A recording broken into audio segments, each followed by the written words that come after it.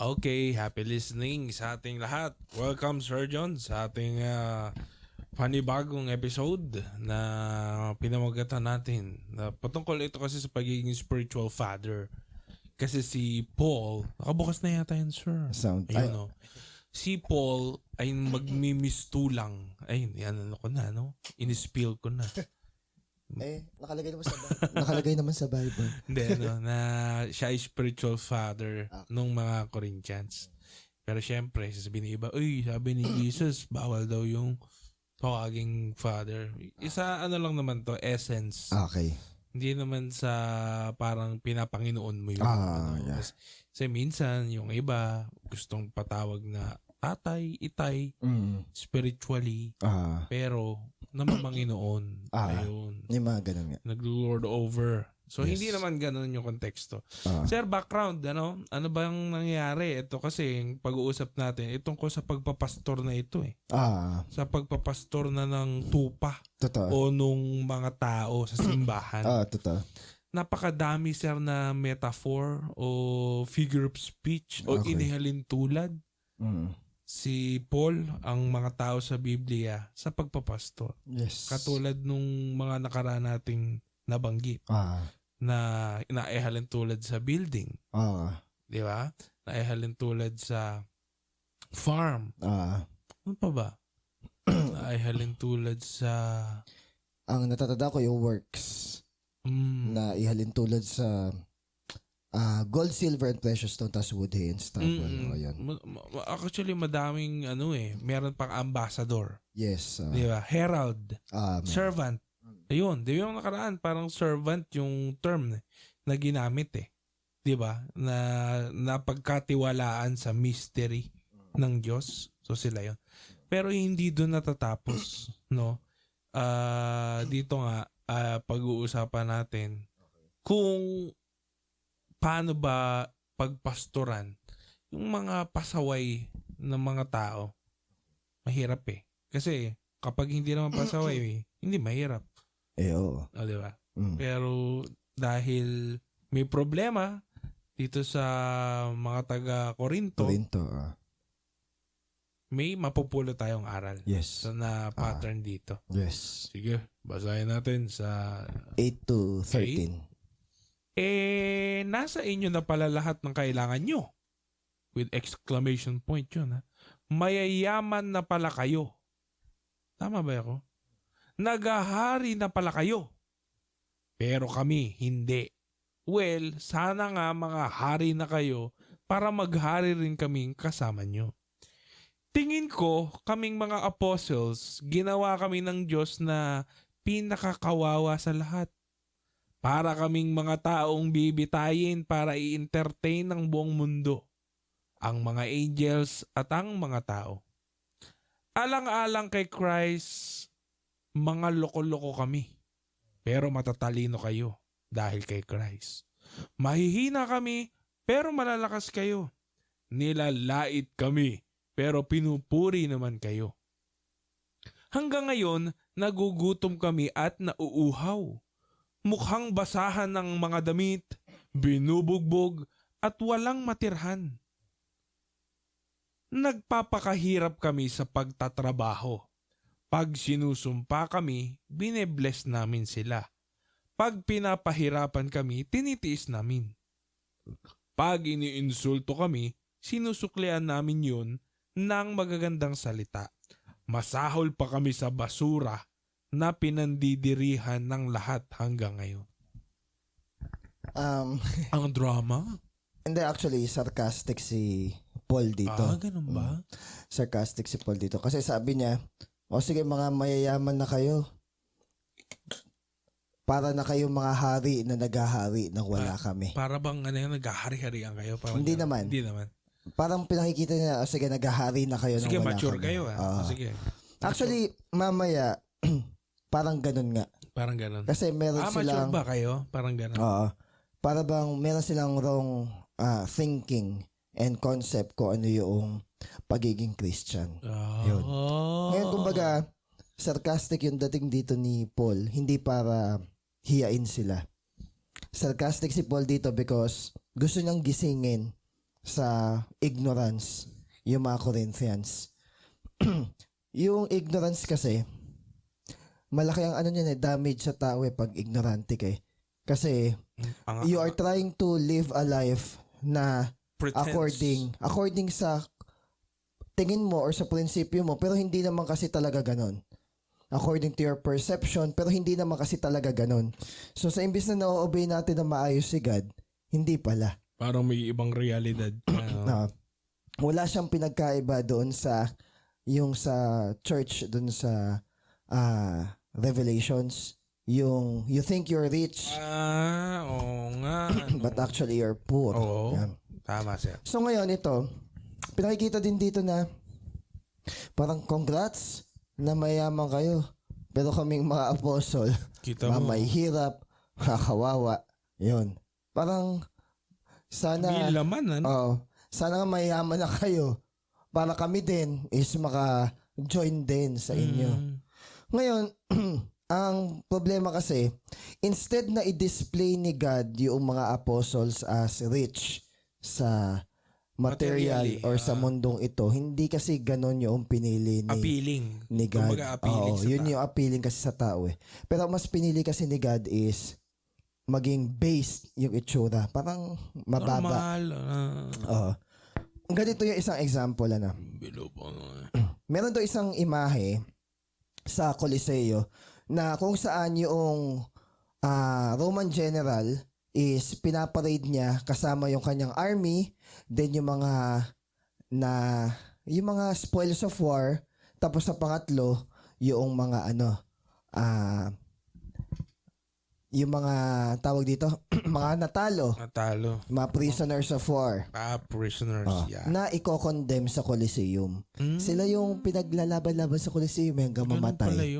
Di ba ang pinaka parang theater nila is manood sila ng mga nagpapatayan na ganon.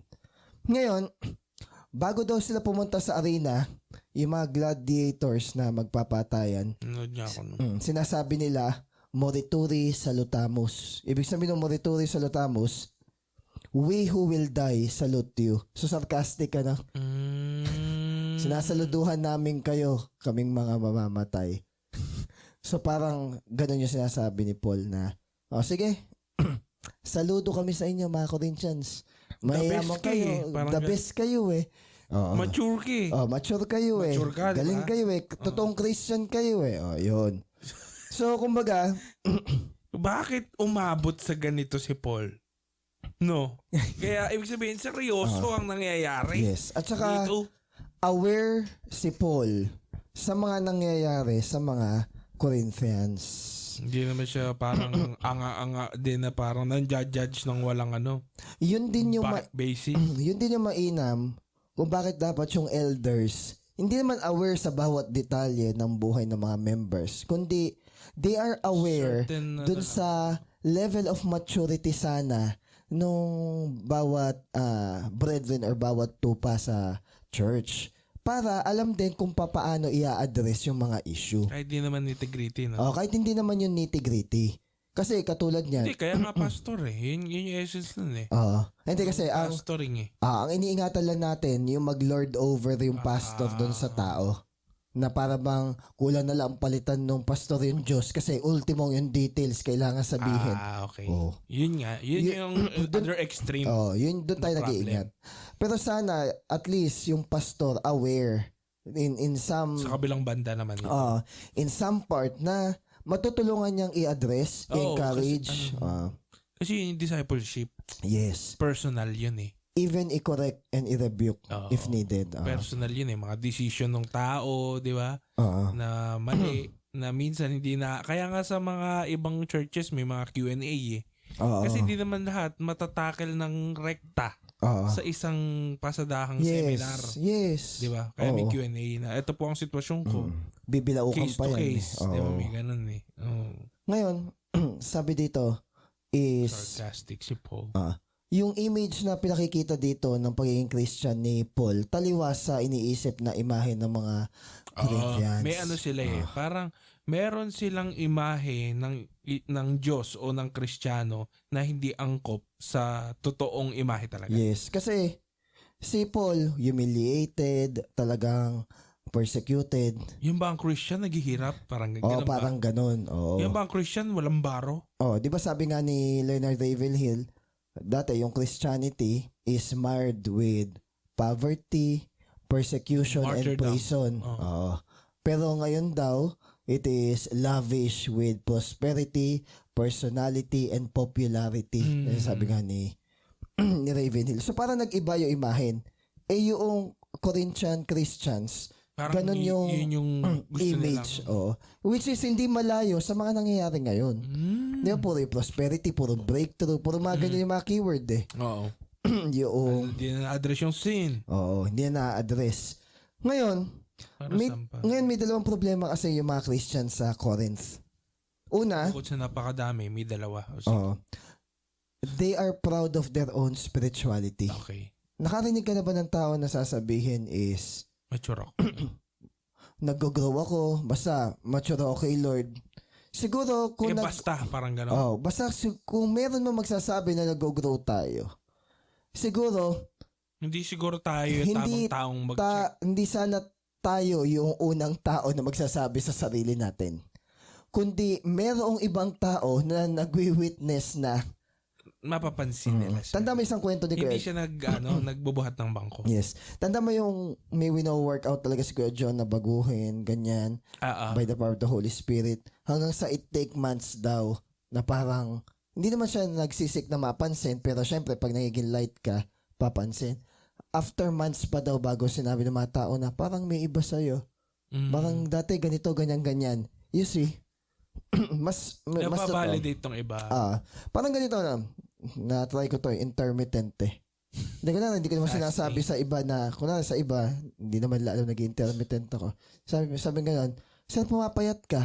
Do alam mo na buwababa yung timbang mo, do alam mo hindi ka nagmumura, do alam mo hindi ka umiinom, do alam mo na hindi ka na ganong magagalitin. Iba pa rin na iba ang makapansin. Kasi kumbaga, kasi parang self-serving pag ikaw eh. Saka, hindi. Pwede, tama sir. Pwede kasing pinapansin mo para mapansin ng iba. Guess mo? Parang gusto mong dayain yung fruit. Gusto mong kalburuhin yung fruit eh. Ayaw mo yung natural na paraan eh. Parang iwiwiwi ko nga yung usapan tungkol dito para mabanggit na, ano ba kayo napapansin? Wala pa kayo napapansin sa bago sa akin. Ano ba kayo napapansin? Diba? Hindi ganun. So, mas naging humble ako. yun yung Balintunaan eh. No? Yun yung problem na proud ka sa iyong spirituality. Yung ganun ang Corinthians dito, sir. Kasi nga, meron silang image, di ba? Kasi ba parang, di ba, nung last episode, parang minamalit niya. Ayaw nilang kilalanin si Paul bilang apostol. Actually, medyo nahihiya nga sila na si Paul is associated sila or apostle nila. Kasi nga, si Paul napaka-humble and lowly. Parang kadiri, no? Parang ganun sa kanila. Sa Corinth kasi, more on, kasi Greek sila eh. Iba yung dating nung prestige talaga, glory. Merong ang quote, kunwari pag sabing Greece, the noble that was Greece. Meron silang ganun term, the noble that was Greece. Yan.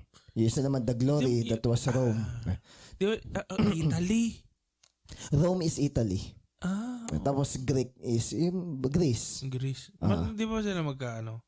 Sinakop kasi ng Roman Empire yung Greece. Kasi sabi nila ang maganda daw dun sa mga romantic something daw, sa mga ganun, literature, mayaman, rich sa culture. Pero ang ugali kasi ng Roman Empire noon, pag may nagandahan silang culture, pinapreserve nila. And then ina-adapt nila. Kaya pansin mo sa Greek mythology, nagandahan nila yon, yung mga estatwa, tapos yung story nilang Greek mythology.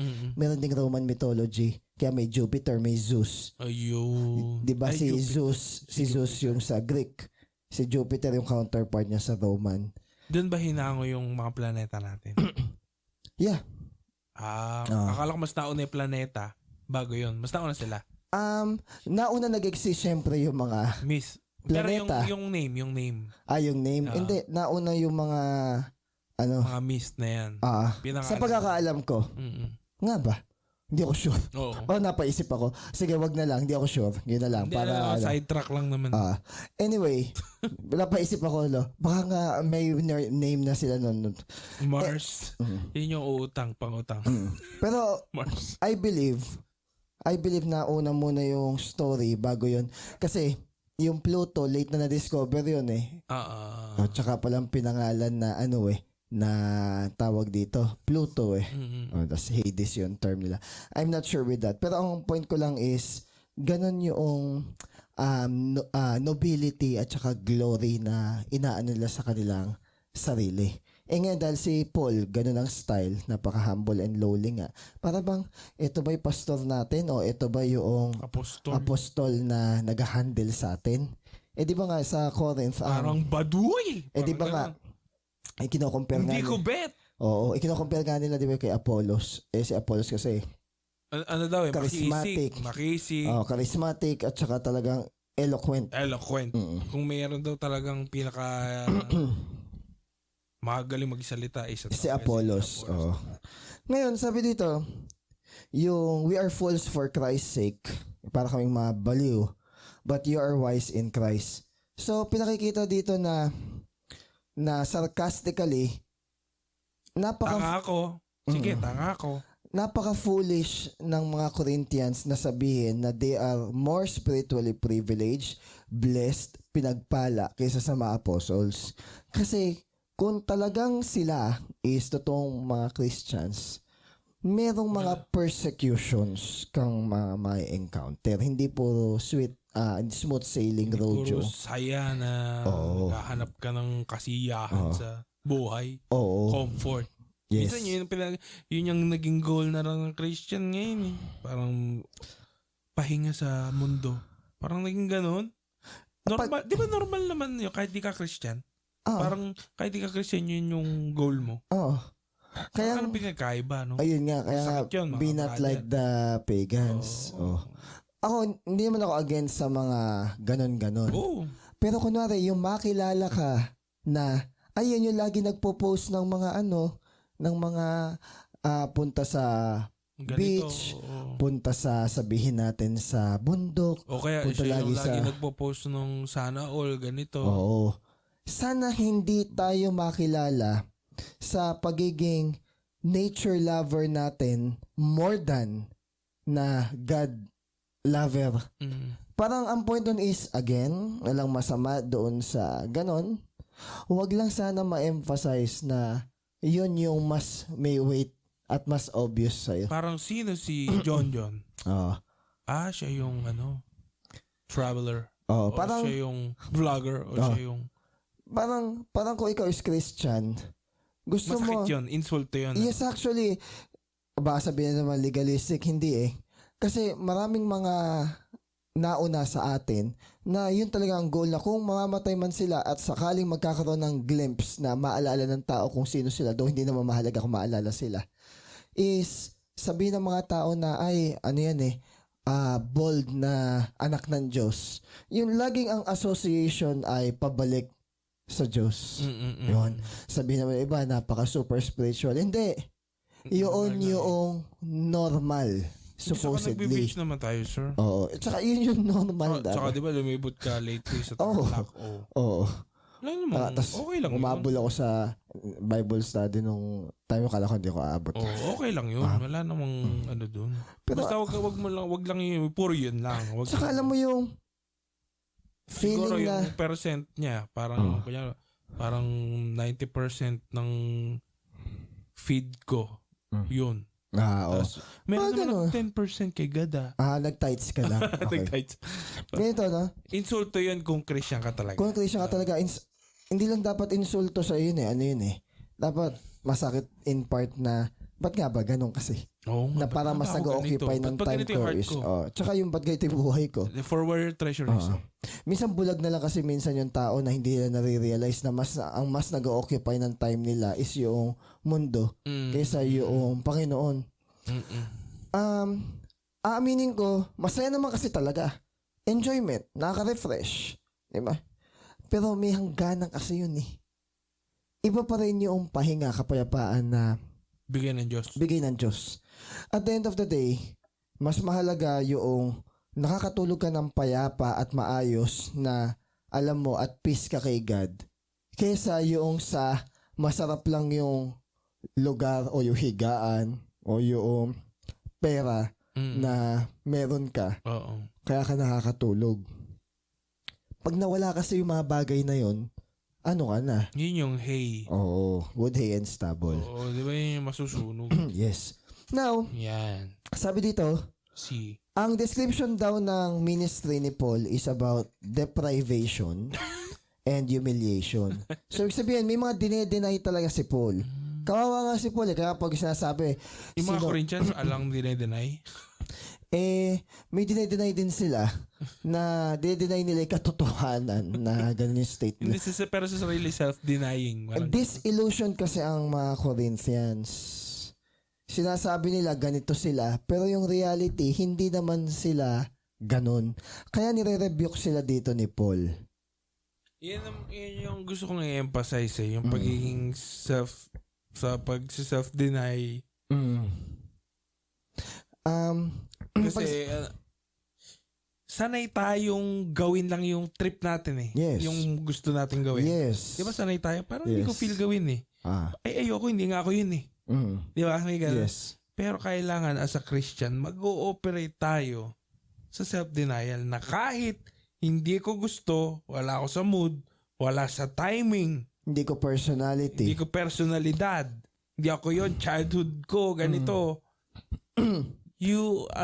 Parang mag-obey ka Yes. regardless. Parang ganito na kunwari. Parang Mahirap, opo.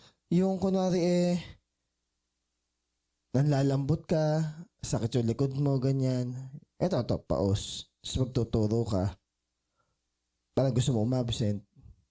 Okay lang naman. Okay lang naman. Oo. May leave naman ako. Leave naman. Privilege yan. Privilege nga yun eh. Pero Sa isipin mo, iba issue yan. pero isipin mo, kaya mo naman din. Ayan, naka-mic. Kausapin mo sila. Hindi rin naman, wala namang kasalanan din yung estudyante mo sa'yo. Mm-mm. Bakit hindi ka mag-extra mile and Ayun, mag-e-effort? extra mile pa lang term. Extra mile. Maganda, extra mile. At saka at the end of the day, parang alam mo na merong bilang yung buhay mo. Pinakamasakit kasing sasabihin mo yun sa dulo ng buhay mo Anong buhay ba yung nangyaring to? Ito, madami ako nalibutan. Kasi para ba mag-English, sa English, gustong-gusto ko ilihin na yun, narinig ko What did I live my life for? Hindi, kasi baka hindi lang kayo outgoing. Hindi nyo na-appreciate. Ganon. Baka naman personalidad nyo lang yan. Ini-impose nyo sa iba. Sige, pagpalagay na natin. Sige, ganon. Gamitin natin si Paul na sarcastic. Sabi dito, si Paul deprived and humiliated. Tapos naman itong mga Corinthians with their pride, ayaw nilang maranasan yun. Mag-stoop down sa ganong level. Grabe. Kaso nga lang, kahit sabihin natin na, hindi, baka ini-impose nyo lang ganon. Kailangan ba maging... kailangan ba maging ganon din kami? Kailangan ba huminto ang buhay? Ngayon, ang tawag dito, mali kasing statement yun. Maling argument din. Maling argument yun. Baluktot na, na katwiran. Tinan mo katwiran, baluktot. Alam mo yung, ikaw na nga yun nasa mali, ikaw pa yung manunumbat, ikaw pa yung manggagaslight. At saka hindi yun ang issue. Because in the first place, hindi naman yun ang dapat maging issue. Ayun. Ang issue is, bakit hindi nyo, o bakit wala kayong nararanasan na mga ganyan? It might be, because in the first place, wala naman kayong dine-deny sa sarili nyo. Yan. Hindi ko sinasabi na required na may ganito para may ganito. Hindi ko naman sinasabing required. Sinasabi ko lang, baka naman kaya wala kayong ganitong nararanasan, brother o sister. Kasi yung time nyo dito nakabuhos.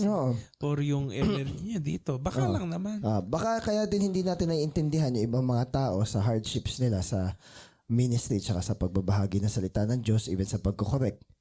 Kasi in the first place, hindi naman kayo yung nangunguna din na ano yung mga ganong bagay. Maganda yun, sir. Doon masakit ibalik yung kung movie to, di ba? Parang doon masakit ibalik yung hindi nyo kasi naiintindihan. Yun nga. Kasi hindi nyo yung nararanasan. Di ba ganun yung laging bato sa mga tao na nagko-correct. Hindi nyo kasi naiintindihan kasi hindi nyo nararanasan. Tapos pwede mo namang ding ibalik pero hindi naman Hindi ko naman ginagawa. Actually hindi ko ginagawa yun na hindi kasi kayo nag-evangelize kaya hindi naiintindihan. Ayun, masakit Pwede ko diba? namang sabihin yun. Masakit yun. Tapos parang ang dating nun, sama naman. Kaya nga lang hindi kasi ang point na lang is nagbabasa ba tayo ng Bible? Yun na lang, Yes. minimal na lang. Ganun lang, nagbabasa ba tayo ng Bible? Yes. Meron bang general na pinagagawa ang salita ng Diyos sa bawat isa sa atin? Yes. Doon na lang. General, hindi, doon na lang. Hindi ko to utos. Doon na lang. Doesn't matter kung ano yung feeling ko. Doesn't matter kung may mga hardships ako. Hindi naman mahalaga yun eh. Ang mahalaga is tayo submitted dun sa word ni God. Kasi binibigyan natin ng bigat yung salita ng Diyos. May kausap nga ako yung mga estudyante ko eh. Yung sa pagsusuot ng tamang pananamit, ganyan-ganyan. Sa school. Sa school. Every time na lang, alam naman nilang palitan ko ng damit, pinapaalis ko kapag mali yung Bakit? suot. Kunyari, May naka-crop top, may parang chinelas or sandals. Merong May uniform ba kayo ngayon? May uniform kami pero dahil hindi dapat i-impose na kunwari walang pera. Ay, yun na ba yun? Yun na ba yung parang bago ngayon? Yung yellow tsaka yung Hindi, roll. Hindi mo, kunwari, walang pera, ganyan, hindi mo dapat i-impose. Kasi, kunwari, walang pera. Naging soft na nga ang ngayon. Walang pera talaga. Yun lang. Iba. Naging soft na kasi ngayon. Meron nga may nakakrap na pa. Di pinagsasabihan ko. Tapos sabihin nila, hindi yung suot namin na may problema, kundi yung mata nyo. Kontroan nyo sana yung mga lalaki na tumingin ng maayos nang walang mali siya. Kahit ano pa yung suot namin, okay lang. Walang may problema. Walang sin. Sinagot ko. Walang harassment. Sinagot ko, una sa lahat kako, this is a school. At ang eskwelahan ay may rules and regulations. Ay, sinabi talaga sa'yo yun? Ha? Akala ko hypothetical. Hindi, hypothetical.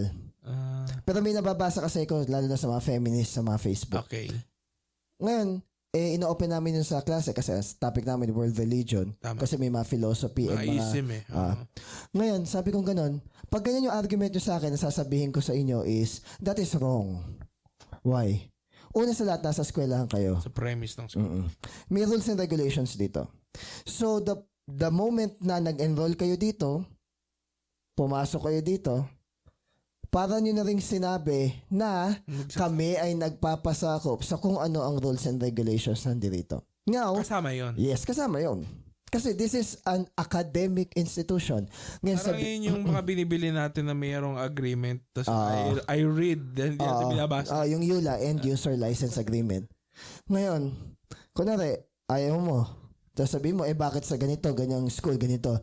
Ang pinakadulo naming sinasabi is, kung ayaw po nating magpasakop sa mga alituntunin na eskwelahan na to, is malaya po tayo na pumili ng ibang eskwelahan. Hindi naman ganun. Malaya po tayong mamili ng eskwelahan na mas magiging friendly or angkop sa gusto natin. Ganon ang sinasabi namin. Hindi naman namin necessarily pinapalayas. Sinusunod lang po natin yung protocol. Yes. Parang ganun. Kahit nga ako kunwari, kasi pumayag yung principal, dahil mainit nga pumayag yung principal na huwag naka-uniform, basta disente. Pero dahil binabound ko rin yung sarili ko under dun sa alituntunin na pang-estudyante, na actually pwede naman naming hindi sundin.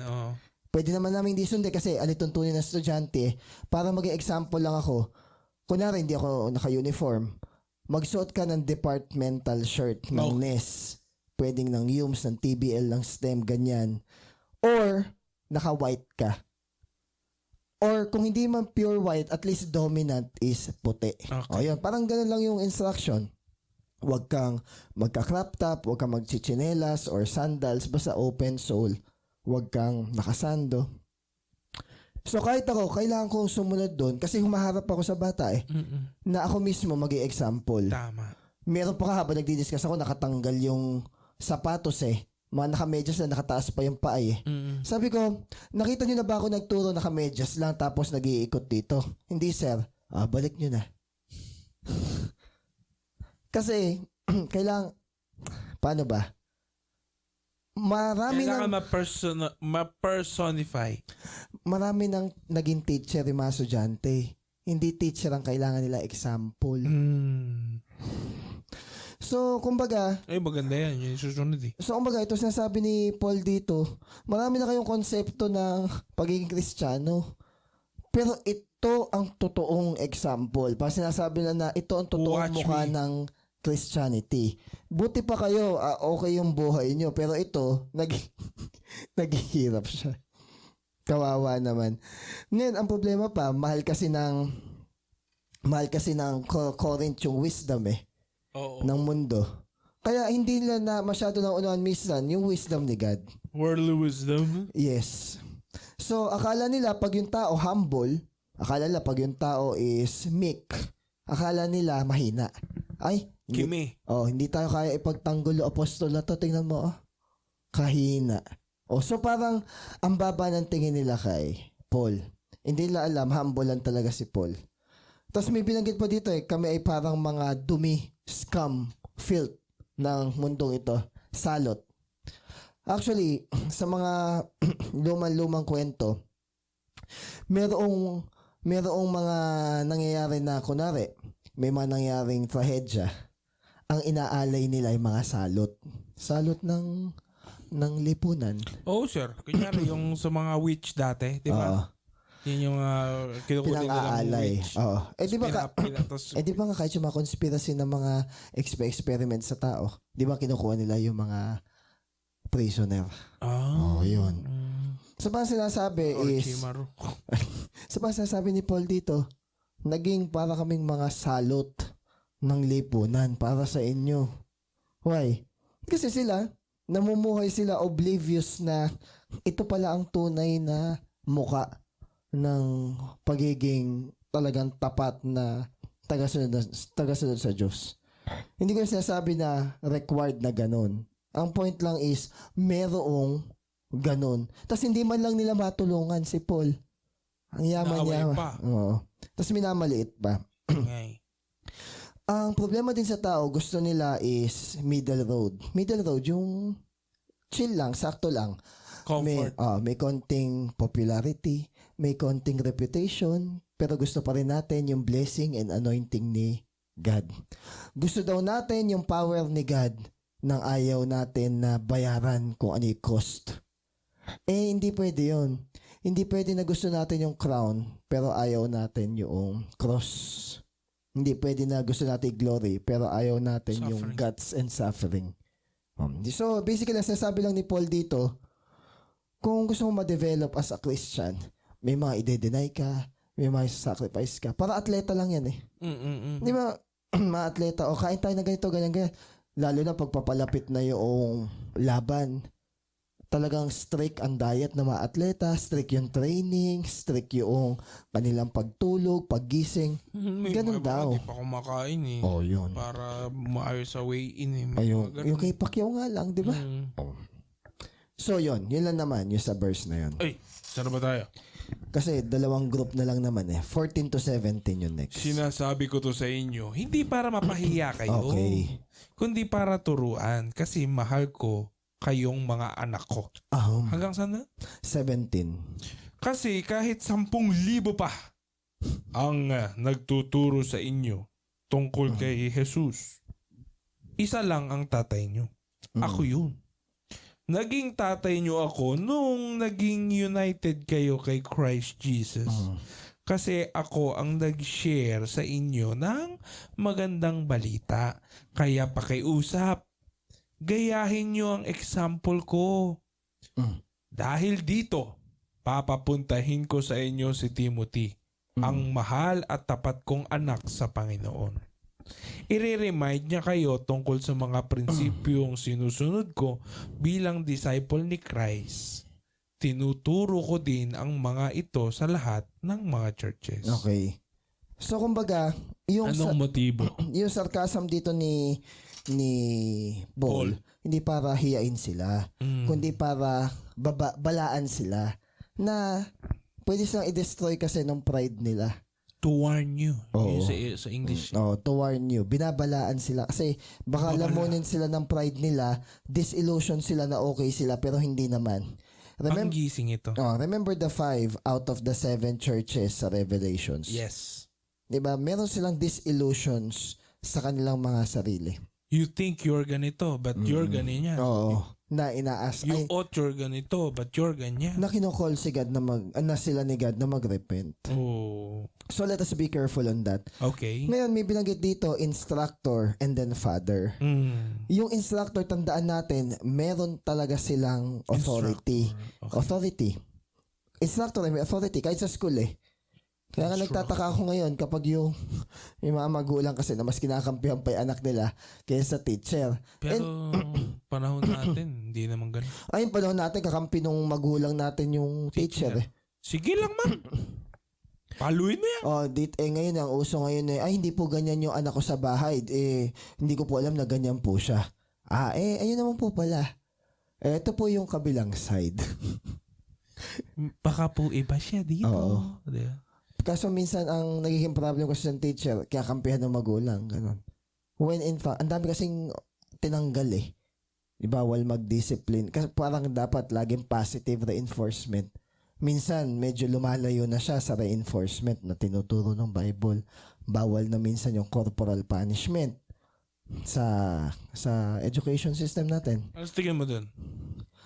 At some degree, hindi ako payag.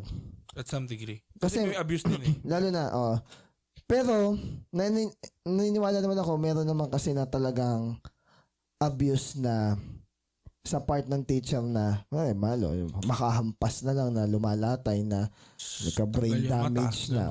Binato na, tamaan yung... Bihira akong makabalita nun. Pero alam mo, kapag nabalita yun, sinesensationalize. So, meron yung tinapok daw tapos namatay yung bata.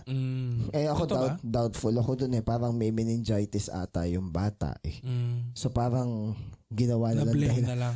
Minsan kasi yung mga social media outlets kapag teacher yung pinag-uusapan. Mainit kasi. And nakikiride minsan kasi yung social media sa ganun. Kasi nga naman, pera yun eh. Kapag merong interaction. Tapos itong si vlogger gawang reaction video. So sasakay sila sa issue. No, diba? So, though I agree na may mga teachers, kasi sa isang piling na saging, meron naman din ka talagang mga bulok. Sa lahat naman talaga ng gubat, may ahas. So, kumbaga, meron at may mga teacher na hindi naman talaga pang teaching talaga. Okay. Yun. So, yes, teacher, merong authority. Pero, ang tinuturo pa rin dito ni Pablo, gusto niyang sabihin, siya is tatay nag-iisa. Kasi Nag-iisang tatay. siya ang nag-share dito eh. Yes. Sa Corinth. Nga nag-lay down ng life sa kanila dito sa pagsisimula dito sa spiritual Corinth. father. So kumbaga, may relasyon. Yeah. Ganun lang. Siguro sa atin, hindi marami sa panahon ngayon ay hindi maka-appreciate na kapag sinabing, I am your spiritual father. Parang ano yung ibig sabihin nun? Kasi nga yung fatherhood sa atin, parang medyo alangan eh. Parang ano ba yung sabihin ng pagiging tatay? Yes. Pero dati doon medyo kahit paano malinaw pa. Esteem pa. Oo, malinaw pa na pag tatay ganito. Ngayon, hindi mo na alam. Yes. May sabi dito, wala naman tayo apostolic authority ng katulad nung kay Paul. Okay. And again, leading someone to Christ, hindi naman niya tayo binibigyan ng special authority na pakialaman yung buong buhay nila. Okay. Pero, at least, binibigyan nila tayo ng opportunity na magkaroon ng special relationship sa kanila. Na hindi lang ito basta teacher, student. Pero ito pero sa case ng Corinthians, ang kapal naman ng mukha nila kung sasabihin nila na hindi mo kailangan pakialaman ng detalye ng buhay ko tapos nagkakalat sila. The word is actually correct. Pero syempre, pinili pa rin ng maayos ni Paul kung ano yung sasabihin niya. Ako, guilty ako dito na kunwari, the audacity parang. Talagang yung estudyante ko pero sinabi ko sa kanila yung reason bakit ganun ako magdisiplina at magalit Sinabi ko, katulad kanina sinabi ko, binabali ko kasi yung maling sistema kung paano kayo tinrain ng ibang mga teacher ninyo at humantong kayo sa ganyan. Kaya kumbaga parang nakikita nila na medyo, hindi pala medyo, strict talaga ako. Nasabi ko yung term na, sige, masama na yung ugali ko sa inyo because hindi nyo naman din naunawaan kung ano yung reason ko bakit ganon. Pero eto, ini-explain ko. Bandang dulo ka, magsosorry pa ako na, sensya na kung kailangan ko yung pagsasabi. Pati pagpupunit ng papel, ganyan. Kasi there's a discipline behind. Kung merong training tas walang discipline sa mga misbehavior, puro ang ano natin is positive reinforcement, hindi magkakaroon ng tunay na fear magkasala yung tao. Hindi kaya lang sumusunod dyan kasi merong fear eh. Ang sa akin naman is, hindi naman necessarily na fear sa iyo eh.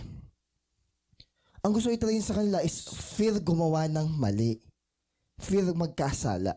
Severity kasi may, Yes. may ganun eh.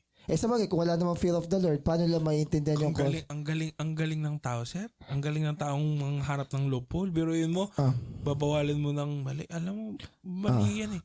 Pero ang hirap naman na sinusunod na lang namin to dahil ano na.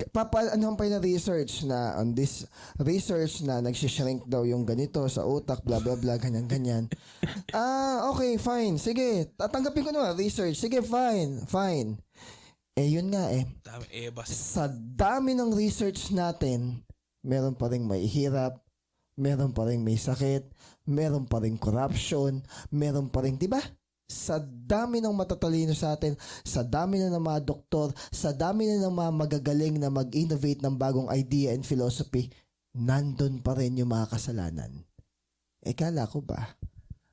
Hindi kasi yun ang way. Hindi nga kasi yun yung At way. hindi ito ang place. Oo. So, ang point is, sige. Kaya nga sojourners tayo eh. Mga travelers tayo. Kaya ako Hindi na- na magandang travel. Kaya ako na rin may nagsasabi, Pilgrim. may sabi sa akin, parang ang point nun is, natatawa daw siya kapag ang kino-quote na, kunyari, saan mo galing yung principle na yan sa Bible, natatawa daw pag sinasabing sa Bible. Yung papalo, ganun. Hindi, yung kunwari, ang basis ko kung ba't ko ginagawa yung bagay na yan sa Bible, hindi ba yan, wala bang research na backup yan? What? Dapat research ang backup yan ng research. Parang may maliit naman ngayon nila. Oo. Parang ginagawa ng mga Corinthians kay Paul. Ngayon, ang sabi ko naman kasi, handle ko ay world religion eh. Sige, let's go back to the, the credibility ng Bible and kung paano in-scrutinize yung Bible nung araw. Compared sa mga research. Hindi lang compared sa mga research, compared sa mga contemporary books niya noong time na yon. Kahit saan kayong history magbasa, lahat ng mga books noong time ng Bible, walang papantay sa Bible na sobrang daming scrutiny compare sa kanila. Tanong, yung lahat ba ng research ngayon, lahat ng libro na kino-quote nyo, lahat ng libro na ginagamit nyo or basis is dumaan ba siya sa same scrutiny na dinanas ng Bible nung unang-una pa? Siyempre, sasabihin ng nakakaalam talaga sa atin, hindi. Bakit ganun nyo i-disqualify yung Bible? At yung glorify itong isa. At gino-glorify itong isa, hindi nga yan na-scrutinize ng kasing bigat, kasing tindi, kasing harsh, at kasing tagal compare nung sa Bible. Hindi siya tested. No. May isa pa ako natatawa yung kunwari is, Pero bawal... sinabi talaga sa'yo yan? Ha? Sinabi sa'yo yan? Hindi, hypothetical. Pero nababasa ko kasi siya sa mga, mapagbasa kasi ko ng comments mga arguments. Okay. So kumbaga, binibigyan ko na ng idea yung mga estudyante ko na in case na ma-encounter nila yon. Saka in case na ganun yung way of And thinking. in case, may nag-post nga rin ako estudyante na ang sabi is, nagde-debate kayo tapos bigla na lang, according to the Bible, sinapak. Tawanan na. Bakit ka kung hindi sinasama sa debate yung according to the Bible? Kasi sir, hindi daw mare-refute. Actually, pwede mo namang i-refute kung yung pagkakagamit sa Bible is out of context. Ayun. Nice. Nice. Pwede mo rin i-refute yung pagkakagamit sa verses ng Bible if sabihin natin na hindi naman accurate yung sabihin natin na exegesis niya. So, pwede mo rin i-refute. Yun. Ngayon, kung pagtatawanan natin or sabihin natin, i-disqualify natin, in the first place, bago pa naimbento yung proseso ng pagdidebate, yung konseptong espiritualidad, nauna na. Hindi lang natin grasp. Ang namamangha ako sa mga tao is ganun na lang sila magbigay ng weight and importance sa mga debate, sa mga empirical method na ganun. Which is, hindi naman ako against. Pero kung i-degrade naman nila. Pero kung i-degrade naman nila yung Bible na existence ng kasalanan, existence ng nature ng tao na until now, totoo, ganun na lang. So, kumbaga, wag tayong double standard na. Tao lang naman din ang gumawa ng rules ng debate. 'Di ba? Tao lang din naman yung nagbigay ng mga label sa, kunwari, yung mansplaining, yung gender equality. Tao lang din naman nagbigay ng mga terminologies na yan eh. Pero, hindi lang matanggap na yung terminologies na yon hindi naman ginagamit yan before. So, dapat yung approach natin is kung paano siya ginagamit nung time na yon. Ayun. So, going back, sinasabi dito na i-imitate nyo ako, I urge you. Ayun din, maganda kasi wala silang example eh. Yes. Puro sila doctrine eh, or puro sila haka-haka. Oo. Puro Speculation. Puro sila prinsipyo. Na sa tingin lang nila. Sa tingin lang nila. Pero actually, kahit tama yung doctrine. Kahit tama yung doctrine, pero kunwari... Example, wala. Ano yung tamang term, kanya sa mga bata? Ang maling ginawa ng matanda, ano yun? Sa mata ng bata, nagiging tama. Ayun ba Ayun, okay. Ngayon, pwedeng alam mo eh. Pero baka iba yung pagkakaintindi mo. Ganon.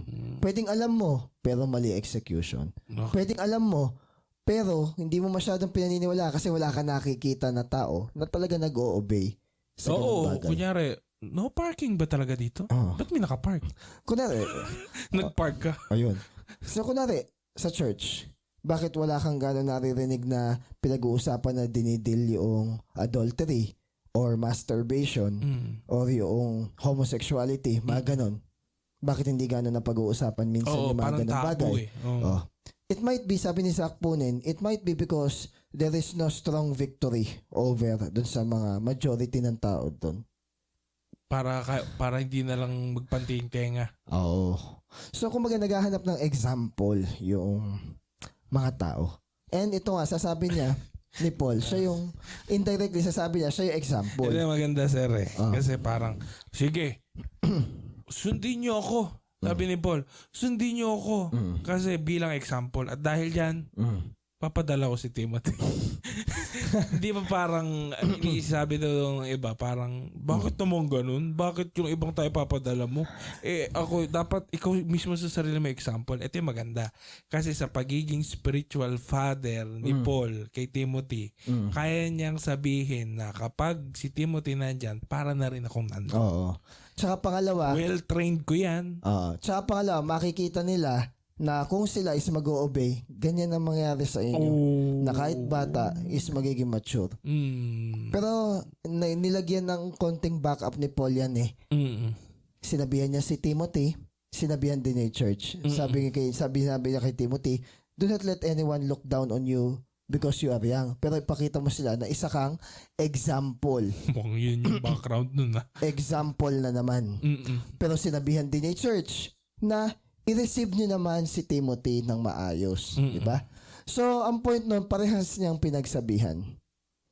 Para kunwari, hindi mo man maipakita, kunwari, si Timothy medyo sumablay, hindi niya napakita yung best example niya, at least tinanggap pa rin siya na maayos. Ngayon naman, kunwari, hindi siya tinanggap na maayos, pero at least naipakita ni Timothy na example talaga siya.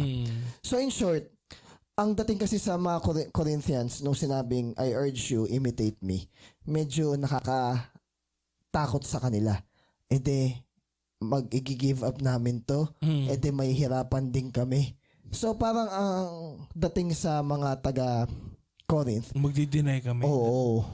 Kaya, medyo painful sa kanila yung plead ni... May preservation. Oo, kasi may self-preservation. Ngayon, nung araw, wala naman kasing mga printing press halos talaga. Okay? Yung tao na nakikita lang nila kung ano ang application ng gospel sa pamamagitan ng buhay ng tao. Pero sabi dito, maybe that wasn't so bad after all. Kasi totoo naman hindi na nakababasa kung ano talaga yung ano ng Bible. Baka yung buhay. Actually, kahit marami pang printing press ngayon at may internet na rin, kailangan pa rin natin ng example. At dahil din maraming printing press ngayon, madami ding internet, at maraming Bible, do you think na mas magiging gracious si God sa mga tao na nagde-deny sa Kanya? Yung Sodom and Gomorrah nga na walang Bible. Sa dami na ng resources, no? Yeah. Pinarusahan ni God. Paano paano kaya yung Privilege. generation na to? Yes. Privilege. Last na, 18 to 21. Yumabang na. Ito, isa pa. Iba yung kitono ko. Yumabang na Okay. ang iba sa inyo. Okay. Kasi akala nyo, hindi na ako pupunta dyan. Okay. Kung iaalaw ng Panginoon, malapit na akong pumunta dyan sa inyo. Tingnan natin kung gaano kaastig ng mga mayayabang na yan. Okay. O baka puro salita lang sila. Okay. Kasi hindi nakukuha sa salita lang ang kaharian ng Diyos. Okay. Pero nakikita yon sa kapangyarihan. Anong gusto nyo?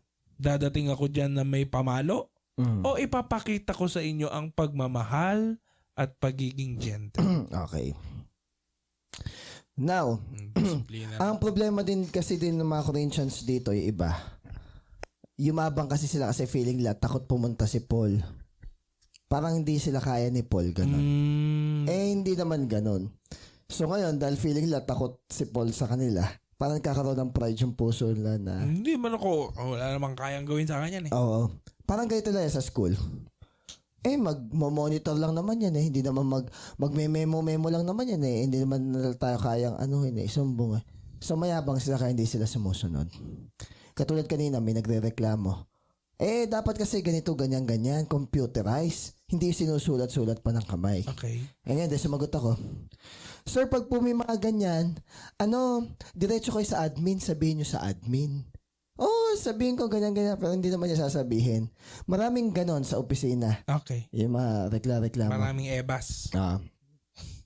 Kasi ayoko ng ganon. Kunwari, nagkaroon kami ng issue sa internet.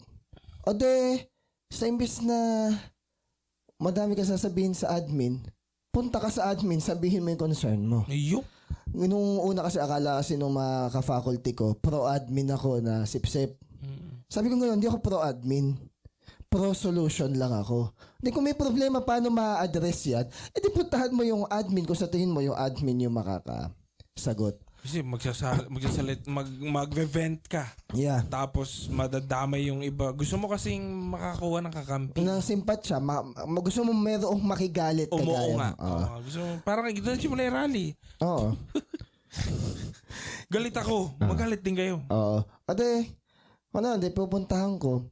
Tapos sabihin ko, ngayon double-edge yun. Ay, hindi man double-edge. Win-win. Two-way yun. Una, Two-way. hindi kita binakbite. At kaya ko sabihin sa admin na, hindi ko po kayo binakbite. Sinabi ko po talaga yung pressing issue dito sa amin para aware kayo. Okay. Kasi minsan, yes, totoo naman na minsan yung mga nasa ibaba, hindi nakikita kung ano yung goal ng mga nasa itaas na mas magiging maayos eh. Kasi nandito lang tayo sa level ng ibaba eh. Kaya wala tayong konting vision na katulad nila. Yung Vision. full picture. Oo, whole picture. I agree with that. Pero minsan naman kasi, itong mga nasa itaas, hindi na nauunawaan yung totoong kalagayan nitong mga nasa baba. Kasi lagi sila nakaupo dun sa upuan nila. Kaya may kantang kayo po na nakaupo, subukan nyo naman po tumayo. At baka matanaw ninyo ang tunay na kalagayan ko. Kaya nga, kunwari, Kaupo. kaya nga ako, I agree na kung gustong malaman, kunwari, sa ngayon ng DepEd, yung problema talaga, huwag sila magtanong sa kasi gusto lagi minsan nung minsan ay ibang mga boss, gusto nila convenient na ano ba yung nangyari dyan, ganyan, text. Why natanggawin nila on the spot, walang announcement? Bisitahin nila. Yun. Ngayon walang sasabihin. Wala yung pupunta kami . Hindi, yung iba kasi nagsasabing pupunta kami para hahandaan ng pagkain, hahanda. Walang ganun. Walang ganun. Kung gusto mo talagang makita kung ano yung estado, on the spot mo. Pati nga, Surprise. may tinatawag nga kaming classroom observation ngayon eh. Yung magde-demo, ganyan. Yes, naiintindihan ko na pinaprepare yun, dinedemo para mapakita yung skills ng teacher. Pero syempre, paghahandaan yun eh. Para sa akin na mas tama, puntahan mo yung teacher sa normal na araw na nagtuturo siya. Baka nga doon mo pa makita kung sino yung hindi nagtuturo. Kasi para sa akin, medyo kalokohan kasi Show yun eh. Show. Oo, it's just a show. Pretense. It's just a demonstration. So, ang gusto mo malaman kung sino talaga yung nagtuturo. Actual. Tsaka on the spot. Ikot. So ngayon, sabi dito, baka kasi words lang eh. Mayabang lang. Kaya sabi ko kanina, Kaya madaming taong masabi, marami lang ebas. oo. Sabi ko, Oo. Di ba? So parang sa office din. Parang namin. Parang edi kaingay kanina. nagkakomprontahan, ala namang Ala sinabi. naman. Tapos nung pagkatapos, saka naging bubuyog. Kaya nga, pag may meeting, ayaw magsalita. Kasi sabi, any question. After the meeting, tapos yung iba naman, duwag. Yung kapag siya yung magsasabi ng kusa, confront, siya yung mag-initiate, di kaya. Pero kapag may nauna na nagagalit, tsaka siya mo ganun. Para bang ganito, Second demotion. Para bang yung kunwari, unang susuntok. Ayaw mo ikaw yung unang sumuntok. Pero nung marami na unang sumuntok, tsaka nakasuntok ka na rin. Eh, duwag yung Kumatong ganun. ka. Oo. Hindi ako nauna. Ngayon, matapang yung kanina, sabi, sige, kahit isumbong nyo pa o sabihin nyo pa. Ako naman, ba't isusumbong pang nalalaman sa loob-loob ko? Kaya mo nga pupuntahan yung tao para ma-resolve yung problem. Solution-based kasi. Anong sumbong? Parang antagonistic agad yung dating. Sige, punta tayo sa church setting. Sa church setting, ibig sabihin, May ganon. baka tayo, ang dami na nating sinasabi sa church na kesyo, ganito kasi ko ay, ang church kasi na yan, ganyan. Tinry mo bang kausapin? Yun. Ngayon, kung di mo naman tinry kausapin, tumigil. Diba? Mag-speculate ka lang. Oo. Uy, kumurap yung isa niyang mata. Pero Brad, nung may kinausap nga ako, di na ako pinansin Kasi, Hindi sila sanay. sa confrontation. Oo. Hindi ko alam bakit. Sabi, come, let us reason together. Ngayon, kaya sila yumayabang. Kasi, baluarte nila yan Sabihin nila, gusto sabihin Tapos may isa pa dito. Gusto niyo bang pumunta ako sa inyo sa pamamagitan ng rod or spirit of gentleness? Actually, they are both correct. Akala kasi natin ang correct lang yung spirit of gentleness. Correct din magdala ng rod. Kasi kung matigas talaga yung ulo, kailangan paluin May misconception kasi tayo na ay wag na lang rod. They are both correct forms. Pero Equally. yeah. Pero syempre, ano yung mas favorable sa'yo? Yung pumunta si Paul na yung correction is in the spirit of gentleness. Pero malay mo, baka kailangan ng rod. May Yun mga nga. tao sa tingin mo, sir, kailangan ng rod. Oo. Lalo na yung Tigas sa ulo, ganun. hindi makaunawa talaga tapos ipinipilter sa sarili. Meron nga yung Pero talagang may naman gentleness ang hindi. Yung hindi naman bet. yung Parang akma. Yung akmang yes. approach. Kasi ito, approach ang topic dito. Yes. Approach. Kasi tinatanong niya, ano gusto niyong way? Same message, different approach. Ngayon, kunwari, both, ito yung lagi ko na sinasabi Ngayon, kung lahat ng ways ginamit na sa'yo, ayaw mo pa rin magbago, Wala na. it is no longer about the approach. It's about your attitude, whatever yung approach is. So, kaya nga nung nag-usap kami nila Lovely nun, kahit sabihin natin na yung tao is talagang sumadsad sa buhay, kasala. Pero, as long as yung heart niya is humble, teachable, yung tao na yung pwedeng ma-restore, pwedeng makapag-repent talaga ng maayos. Pwedeng makabalik talaga. Makapag-grow pa. Makapag-grow pa. Kasi ang ganda nung yung humility doon magsisimula Baka nga yung pang gamitin ni Lord, what is evil, di ba? Yung pang magamit ni Lord. Though God is not the author ng mga pagkakataon na yun, kundi inalaw niya as consequence ng sin or discipline. So, inaalaw ni Lord yung mga ganung bagay. Ngayon, ito ang point. So, in this section of letter, si Paul talaga is hinaharap yung mga totoong problema ng church. Totoong problema sa church. Ngayon, ano ba yung mga hindi? Mga petty lang? Ay, ang, Dami kasi petty ngayon ang pinapalaki. ay, ang konti ng members natin, ay, hindi gano'ng maganda yung design nung, ay, sa gitara natin. Yung mga babaw lang. Ang mga issues and challenges sa totoong ministry, paano mag-confront ng sin nang hindi magiging sobrang harsh. Ano pa yung approach mo na wag ka namang mag-imply na para bang perfecto ka. Ikaw na nagko-correct. Paano tulungan yung ibang tao na mag-obey sa salita ng Diyos, especially kung yung mga taong sinasabihan mo mataas ang tingin sa sarili. Yan. Ano pa? Mahirap gawin talaga to, lalo na kung issue ng heart. So, kumbaga, at the end of the day, masasabi lang natin na kailangan talaga natin ng power ng Holy Spirit. Now, Yun yung mga issue talaga. now, to Major subject. to Kwan, To wrap it up, no. hindi. Gusto lang i-point na sa totoo lang, gustong-gusto ng maraming pastor yung malaki yung church, maraming member. Pero kung genuinely nakikita lang nila yung mga issues and challenges, yung maliit na church is already a great work. Yung parang gugustuhin mo ba talaga ng malaking church? Kunwari talagang hands-on and faithful ka sa little na talagang ginagabayan mo, quality, hindi lang quality, hindi nga daw quantity, hindi daw quality, purity ng church. Kunwari talaga hindi nga daw purity ng church, about members, ganyan. It's such a laborious work. Hindi, isipin mo pag lumaki yung church, multiplied din yung challenges na kailangan mong harapin. Pero syempre, yung iba kasing pastor, hindi nakikita yun. Ang nakikita, yung opportunity, lalaki tithes and offering. Sana hindi, sana hindi ganun. O sisikat, di ba? Sana hindi ganun yung tignan nila. So, madami pang uuwian. Ma-rich. Yun. Sana Depende hindi na lang ganun. kung ano yung heart mo. Yan. Kaya kailangan tama din yung intention, yung motivation, at saka yung basis. Ngayon, sabi nga si God naman na nag-a-add ng number sa church, siya din yung nagkukos ng increase. Maging dependent tayo kay God sa mga bagay na yun. Yun lang naman. Yun sir, maganda kasi yung sa dulo yung humility talaga. Yun yung magiging key. Yes. The door kung saan magsisimula lahat ng bagay sa humility. Dito sir, si Paul, pinakita niya yung kanyang pagiging ama.